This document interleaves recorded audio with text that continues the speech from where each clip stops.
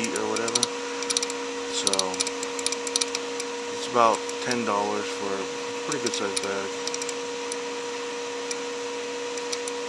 Okay, I'm gonna take you and put you up this way. You can see kind of what we got going here.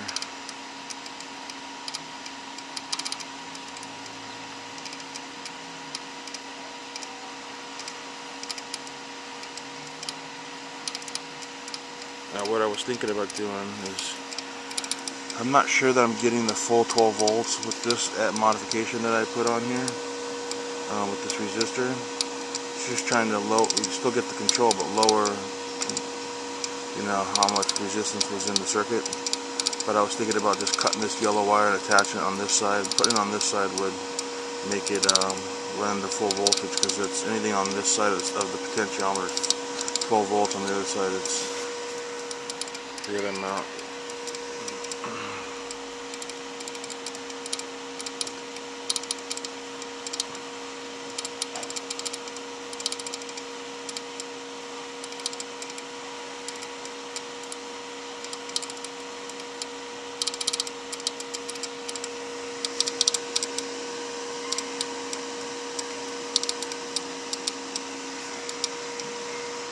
There was another idea that I had on the top of the can, on any of the other wood gas / wood forged stoves that I was making.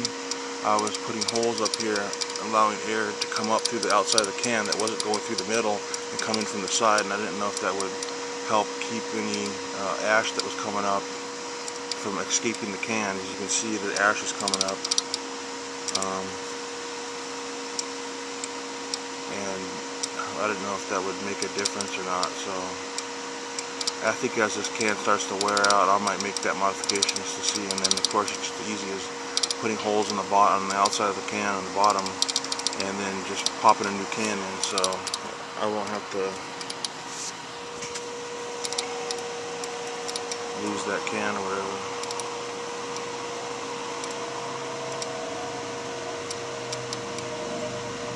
Now if I lower this a little bit, you can see just a little bit of air helps to keep a lot of the ash from coming out. Still, ash is going to come out, and with running the alcohol on these particular pellets, you're gonna get, I mean, it's already kind of falling apart as you seen when I was running it. So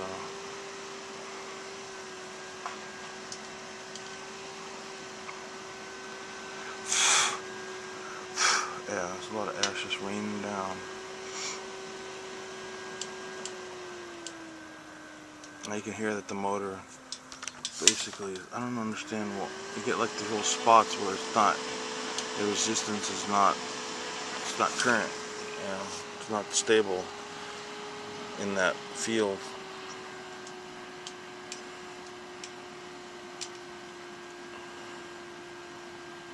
This is roughly 24 ounces of pellets, so, which is basically this volume is 24-ounce Heineken can. That's what I filled up and put in there.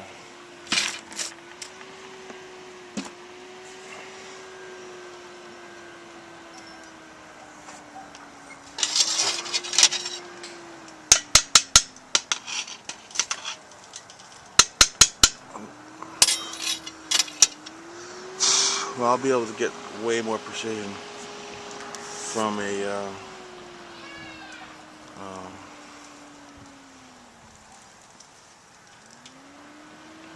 the other thing is also, let me finish my first thought. I'll probably get more precision out of the other motor controller than this. You can see how just turning it up, producing way more. So what I'm going to do is turn it off, just let that run out. I think you got an idea of kind of what I'm dealing with. So my main thought is that I want to keep the ash from coming out, but still be able to run it at full if I want to. So what I'm going to end up doing is, I thought about putting some baffles in there, some type of way to at the top, that as the flame would come up, that maybe some type of fins in there or something that would kind of slow it down, the turbulence that's coming out, carrying the ash or something, you know. The other thing, my other thought is, this is not a very precision power supply, and I mean, this is what the specs are on it. It's an AC/DC adapter. It's just probably off of some piece of abandoned equipment that I had. 12 volts at 850 milliamps, which is enough to run that fan and have a little bit extra. But that, coupled with going through this light that's on here, going through and just blowing all that current basically through it as heat through this, you know, it's not very efficient. So running it on a battery pack would be better if I were to run, you know, something, get some way to get enough power to run that pulse width modulator, which is 12 volts, in some battery form, besides that lead acid battery, something that's, you know, more convenient to carry, and then it would be a lot more efficient, because all the energy is going towards driving the motor a little bit into the circuit to, you know, to do all that, than it would be to, you know, go through it and come off this heat in this resistor network. So I think you'll get a more stable, more precision control. So anyways, I'm just letting that burn off. This is pretty much what it would look like without any control. Now, of course, the air, it's not getting any air through here, it's just getting it through the top, but it's pretty much what it would look like. And it will pretty much burn down to complete ash. There'll be nothing left. Where with my other stoves, I would have a little residual pellets at the bottom that were black, that were charred, that weren't really burnt through. So put you back down here. Let me see what else I have, any updates.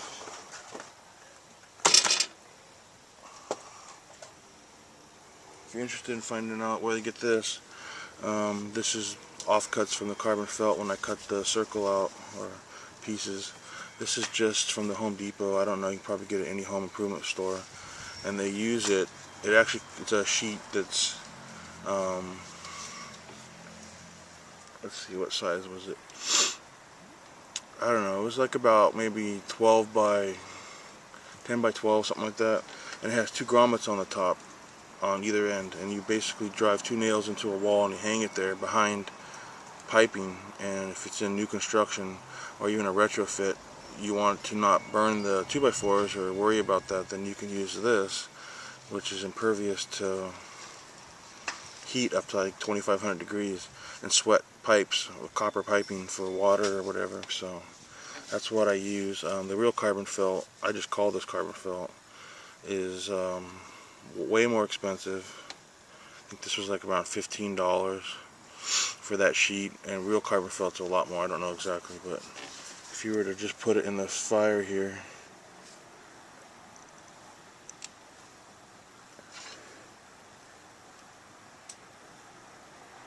it's kind of hard to see.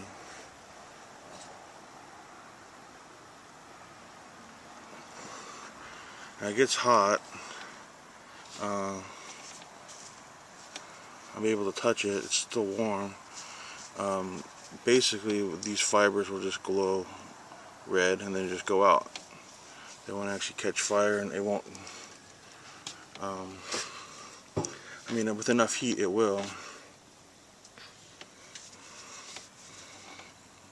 Okay. So it's, if you were to put heat on one side and then measure on the other side, it's significantly less because the heat's not getting through. I've done it with a lighter, just sat here and put my finger on one side and just lit it, and it won't. I mean, I've measured it with 300 degrees on one side with my temperature gauge, and like 100 on the other side, which is why I put it here in between. Any embers are going to drop down. If any embers are going to drop down, they're not going to really make it through that material easily.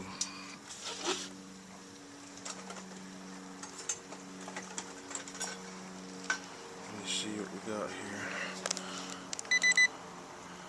Yeah, it's 90, about 100 degrees.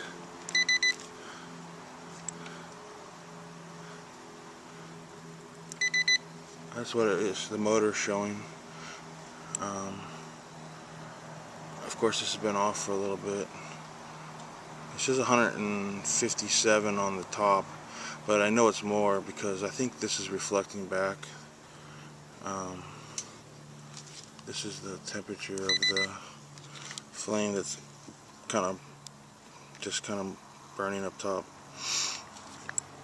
It's roughly 850 degrees. So you got 850 degrees. Most of the embers are sitting down here in the bottom. Let me see if I can take this off real quick. And put it down. I know we didn't burn through all that quickly because I took it off. You can see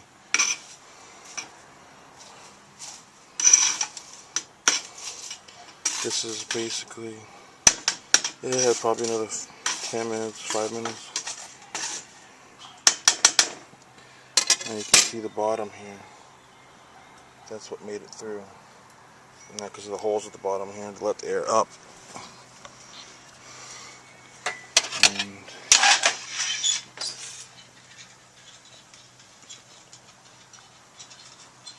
you can kind of see, without the air blowing through there, they look choked off, but the air will definitely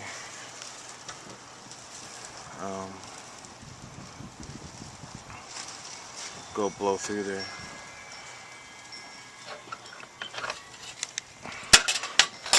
Now let's see what we got up here.